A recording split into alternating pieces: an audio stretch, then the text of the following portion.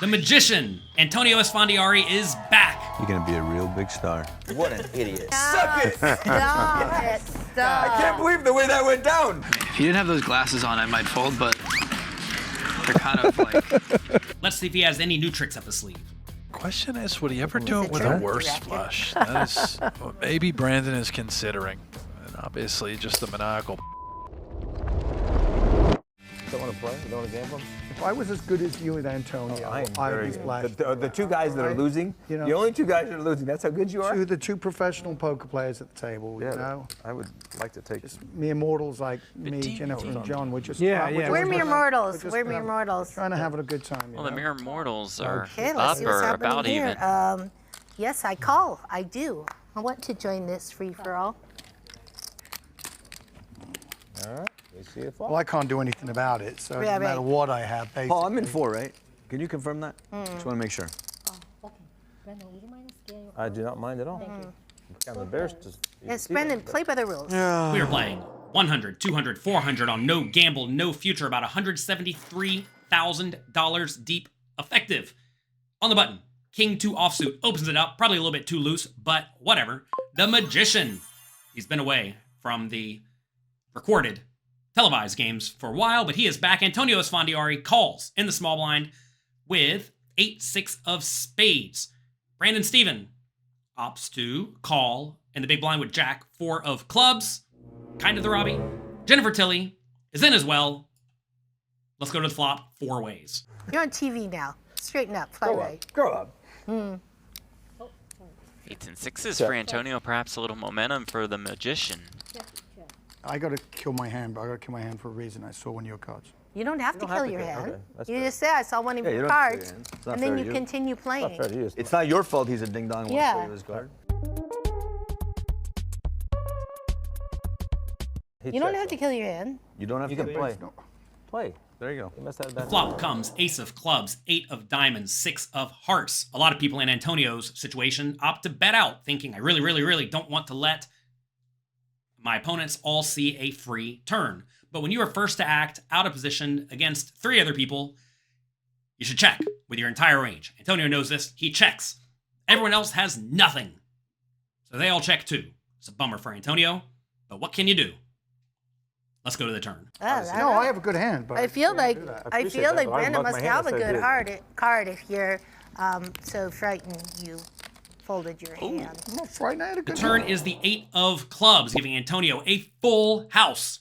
He's going to win this hand. And, unfortunately for Brandon Steven, a jack-high flush draw. Antonio opts to check. And while I loved his flop check, I think when it goes check, check, check, check on the flop, it now becomes decently likely that everyone has nothing. And if everyone has nothing, you may want to start driving the action and betting in this situation on the turn. The problem, though, is that he really, really, really has the board crushed because there aren't a whole lot of 8s remaining in the deck, only 1. And also, while both the blind and straddle could have an ace, you generally know the player on the button does not. In fact, they look like he folded his hand. He's totally done with it or something. I don't even know where his cards went.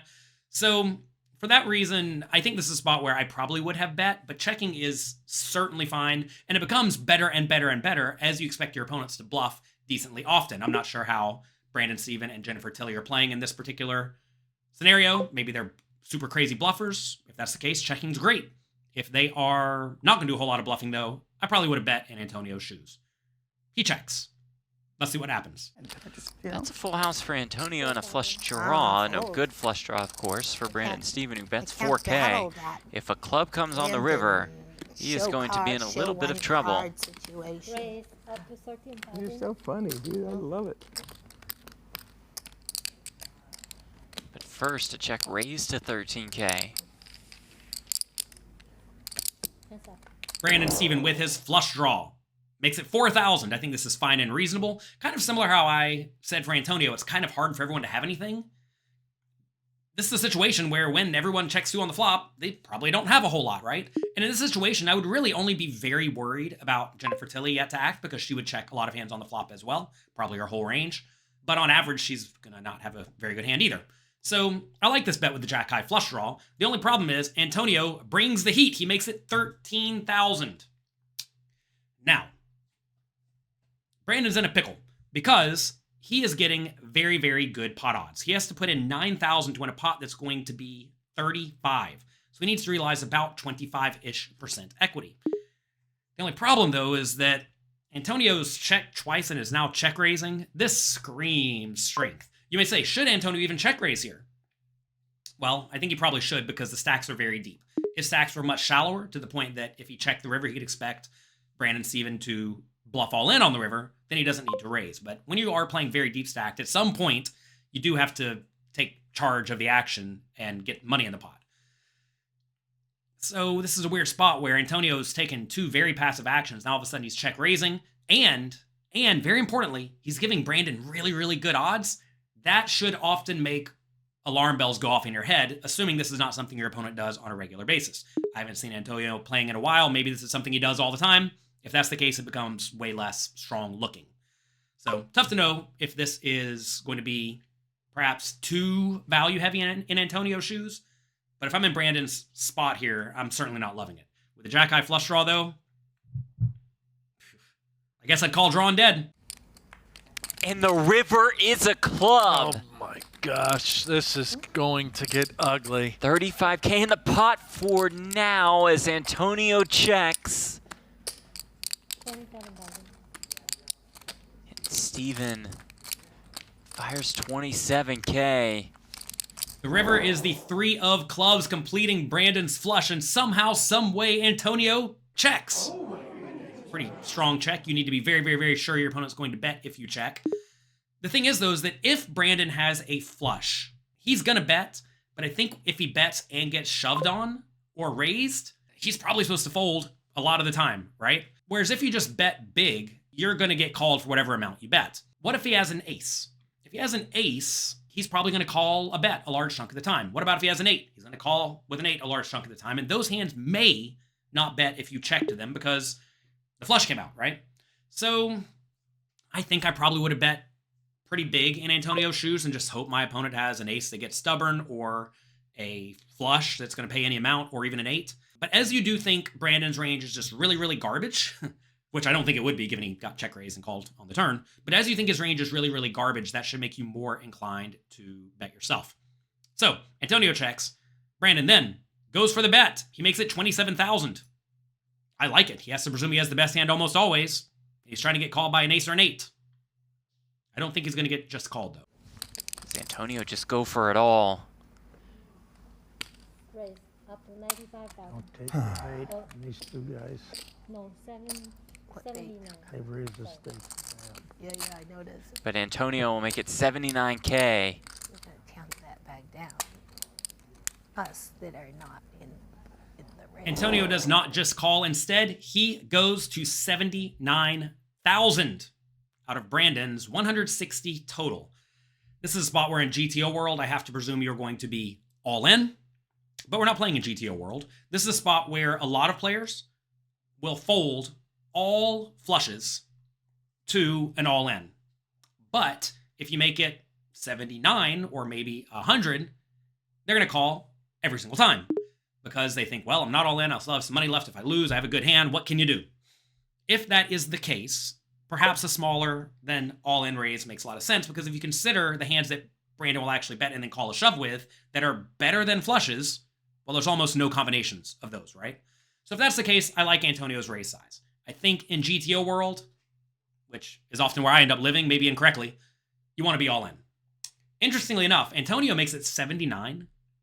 A lot of people make these sizes where they try to make it look like they have a particular hand, like the 9-7, the busted draw, when they have the nuts.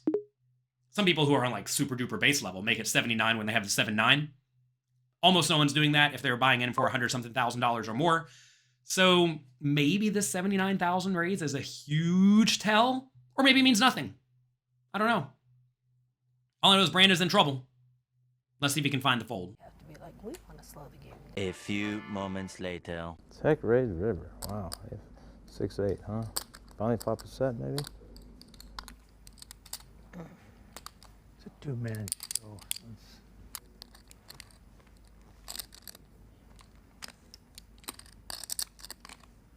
I have a flush. You're gonna be a real big star. And a flush. Hard to make a flush. In 5-handed poker game, it's hard to make a flush. Very hard. True. Ace 8, I guess. Pocket sixes. You know I have a flush when you check raise. You know I called the turn. I called you check raise on the turn, right? Called you check raise on the turn. And you check raise the river again. That's freaking ballsy as hell. That's what we call the double check raise. How do you know I'm gonna bet? Well, it's a lot easier to do when you have a full house. How do you know I'm gonna bet, man? How'd you check raise both streets? That's a law. I don't know. I have no idea. Huh? Is it against the law or not? Paul could tell you. Question is, would he ever do it a with a drunk worse director. flush? That is what maybe Brandon is considering. And obviously, just the maniacal bluffs Close. payoff. Flicks in the call. Sees the bad news. Wow, I cannot believe you felt that, Brandon. Antonio wins another big pot. Hey, The check pot raise, check raise. worth more than $193,000. And just like that, the magician now profitable on the session. After a bunch of thought, Brandon finds the call, and he has shown the bad news that he was drawing dead from the turn, giving Antonio a massive pot. Antonio is actually one of the original legends from Season 1 of High Stakes Poker. Before we wrap it up today, let me know in the comment section down below, who would you like to see back who played Season 1 of High Stakes Poker? Go down there. Type it in. While you're down there, click the like and subscribe button for me, please. Good luck in your games. Have fun. And if you make a flush, I hope you're not against a boat.